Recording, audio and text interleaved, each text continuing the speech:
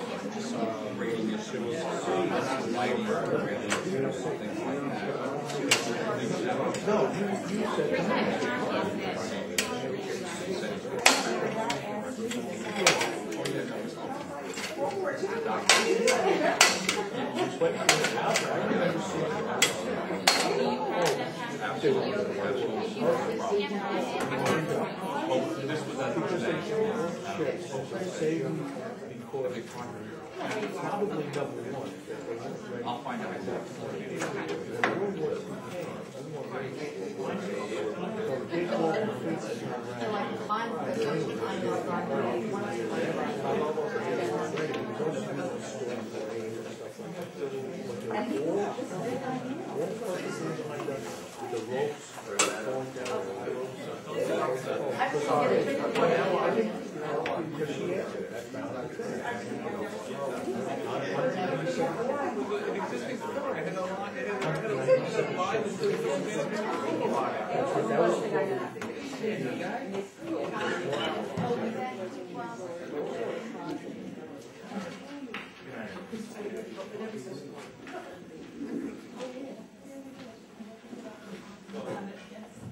Is there anyone here to speak at visitor recognition?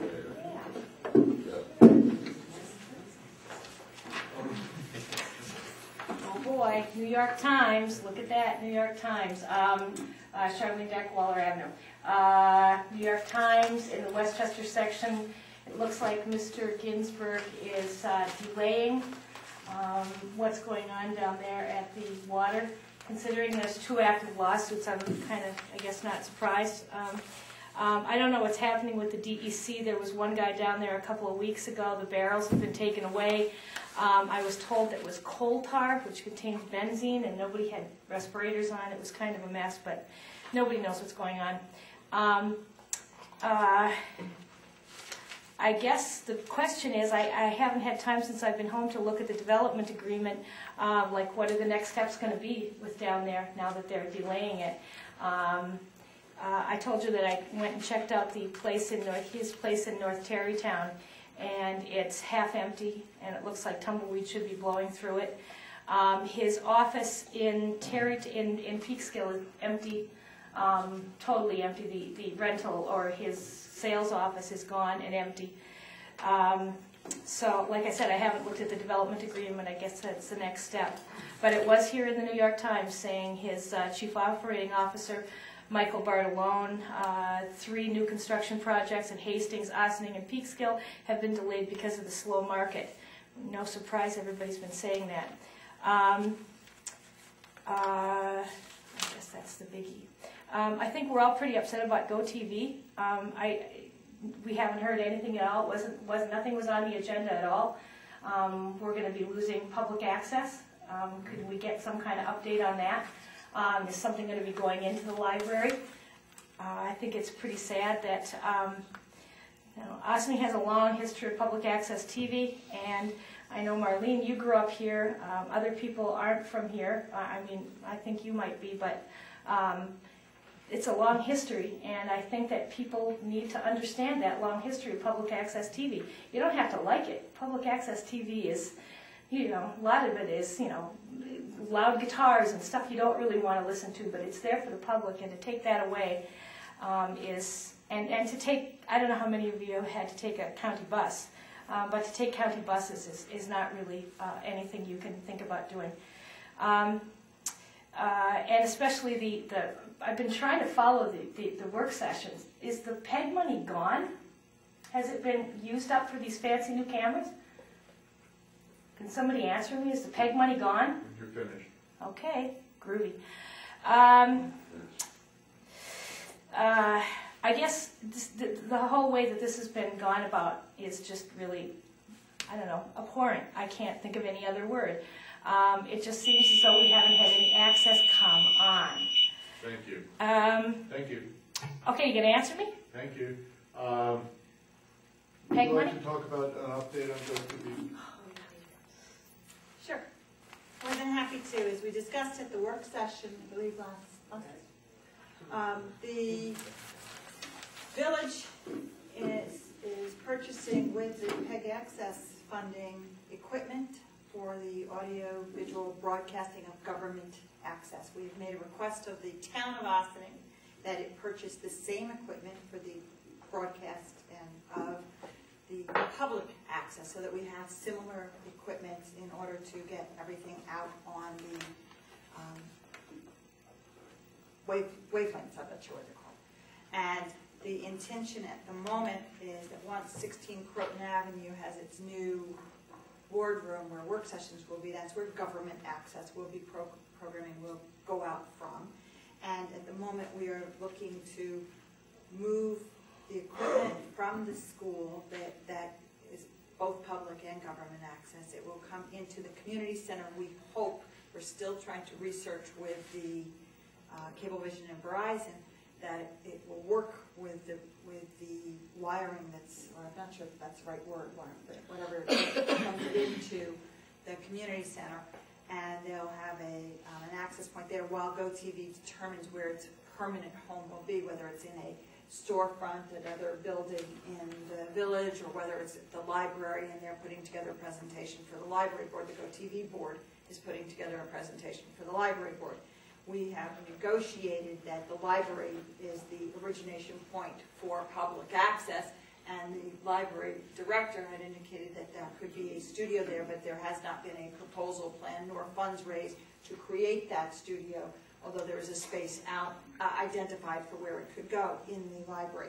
So the GoTV board, which is a separate not-for-profit board, is going to make some determinations as to what it can do, will do, or is able to do in terms of Money's all gone. You spend all the money. studio. It's about a $200,000 cost to build a studio, so they're trying to determine whether or not they can do that. The money is going to equipment, and even if we are unable to broadcast from the community center, the school, while it is taking the studio down, will make sure that there is still broadcast capability from the racks in the school if there is no adequate location in the intervening time, so that at no time should public access or government access or educational access go dark, even when the license agreement finishes with the school between GoTV. But that still means if somebody wants to do a show, they have to go to Yorktown or to Peekskill.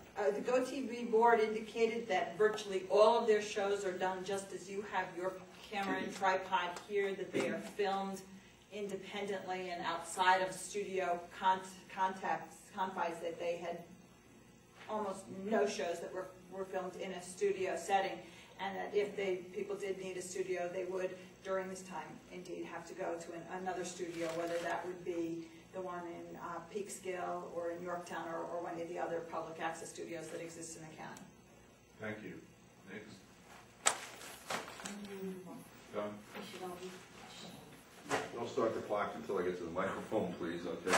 3 minutes is meager enough. No, I'm just watching your hand, that's all. Oh, I wasn't done.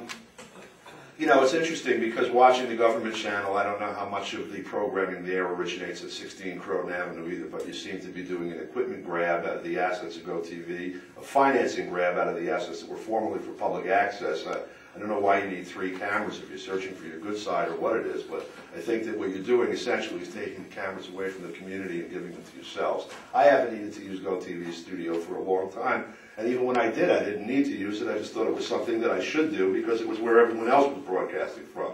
There are a number of people that still do use it. You can turn the channel on yourself and look at who has the backdrop of the studio in there. Sadiq's show, mostly from there. Tiffany's show, mostly from there. A number of other shows, mostly from there. Those people now are going to have to take a bus to Yorktown, as it was suggested the last time we brought this up on April 1st. That's ridiculous. Meanwhile, you're metabolizing the community's access to, you know, for self-aggregate. It makes me so angry I can't even go to it. Your resolution tonight with respect to the adoption of the draft scope says that by resolution dated April 1st, he declared it would hold a public hearing on the draft scope May 5th and take comments until May 19th at 4:30 p.m. yesterday. Then it says the board reviewed and considered the comments received, which would be through yesterday, on the draft scope with the consultants and staff, developed the final scope for the DEIS. Then the board independently reviewed and considered the content of the final scope, and tonight, less than 24, or I guess about 26 hours, 27 hours later, you've adopted it. That's remarkable. The case I cited earlier, Wallach versus Town of Yorktown and Henig versus Town of Yorktown, when our village manager was town supervisor, discusses when the GEIS for the comprehensive plan in Yorktown essentially took the draft, added the comments without any real significant review possible, and then published that as a final document. And the judge treated that, I think fairly, honestly, looked at it as saying, essentially, you cannot review something in that short a period of time, and the work product reflected it. You know, this final scope is going to govern the environmental review process. The questions that people did not have an opportunity to ask on the record are not going to be addressed in this new comprehensive plan. You know, I think that that's a crime, honestly. You know, it's a sham piece of work. It's a sham process, and we'll see if it stands up as well as Yorktown did, because I promise you it's going to face the same fate. Thank you. Anyone else? And I still have 17 seconds.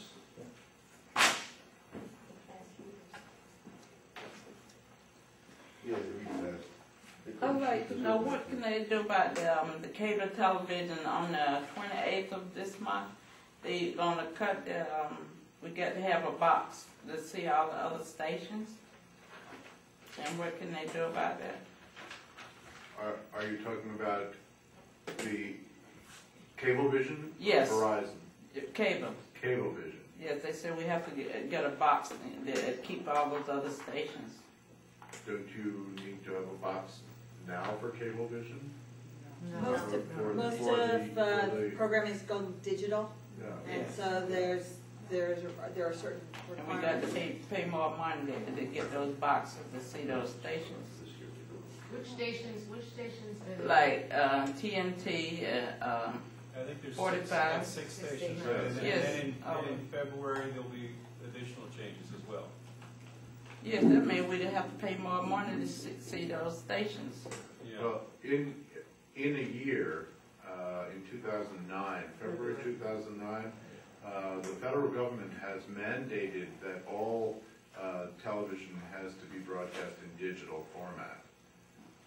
So if it is necessary for the telecasting of that to be using new equipment, then that's what is required from the federal viewpoint. It's nothing we've done about it or have any control over. That's on the broadcast. On the cable stations, it's an additional layer. Okay, and then there's another question I want.